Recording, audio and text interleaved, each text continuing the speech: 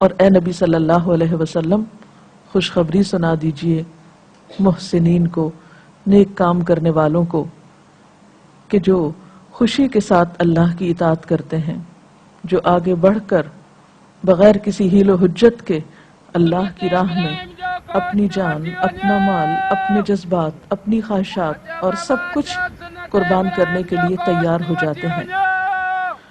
تو قربانی کے بارے میں قرآن پاک میں بنیادی طور پر یہ آیت ملتی ہے، اس کے علاوہ بھی کچھ آیات ہیں۔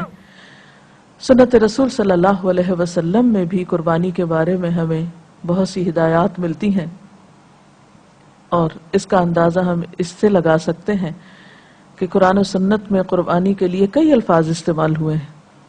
مثلا منسک کا لفظ آتا ہے، اضحیہ کا لفظ آتا ہے، اسی طرح نحر کا لفظ، قربان کا لفظ۔ تو یہ تمام الفاظ اس بات کی نشاندہی کرتے ہیں کہ یہ طریقہ جو حضرت ابراہیم علیہ السلام سے خاص طور پر شروع ہوا، اور جن کے طریقے پر یا جن کی سنت پر عمل کرتے ہوئے ہم قربانی کرتے ہیں، وہ ہمارے دین میں اور ہماری اس شریعت میں بھی بہت اہمیت کا حامل ہے۔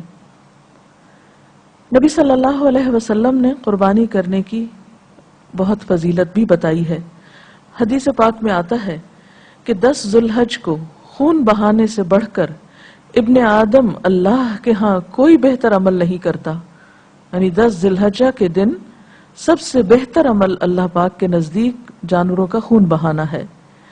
یہ جانور قیامت کے دن اپنے سینگوں، کھروں اور بالوں سمیت آئیں گے، اور خون کے زمین پر گرنے سے پہلے اللہ کے ہاں اس کا ایک مقام ہوتا ہے۔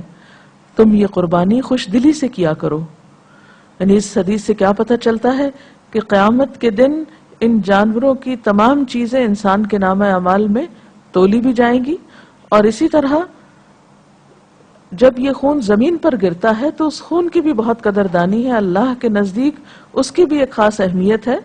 لہٰذا آپ صلی اللہ علیہ وسلم نے خصوصی طور پر خوش دلی کے ساتھ قربانی کرنے کا حکم دیا ہے۔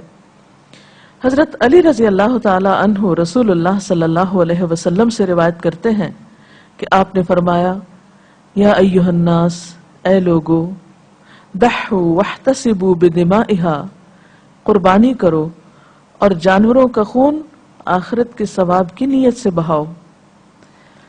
قربانی کے جانور کا خون اگرچہ ظاہراً زمین پہ گرتا ہے اور برباد ہوتا ہوا دکھائی دیتا ہے، ضائع ہوتا ہوا دکھائی دیتا ہے، لیکن حقیقتاً اللہ کے خزانے میں چلا جاتا ہے، اور قیامت کے دن انسان کو پھر اس کا بہترین صلہ اور بہترین بدلہ ملے گا۔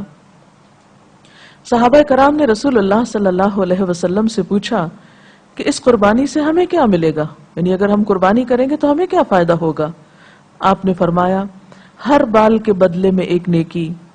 صحابہ کرام کہنے لگے، اور بھیڑ کی اون کے بدلے میں؟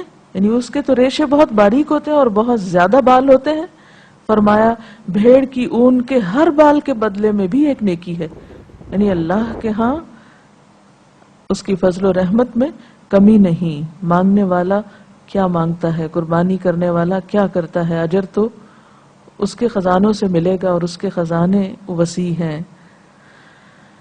اور اسی طرح اگر ہم دیکھیں تو قربانی سے اگرچہ ہمیں آخرت کا فائدہ ہوتا ہے، اجر و ثواب ملتا ہے، لیکن دنیاوی اعتبار سے بھی قربانی کر کے کچھ ضائع نہیں ہوتا، کچھ نقصان نہیں ہوتا۔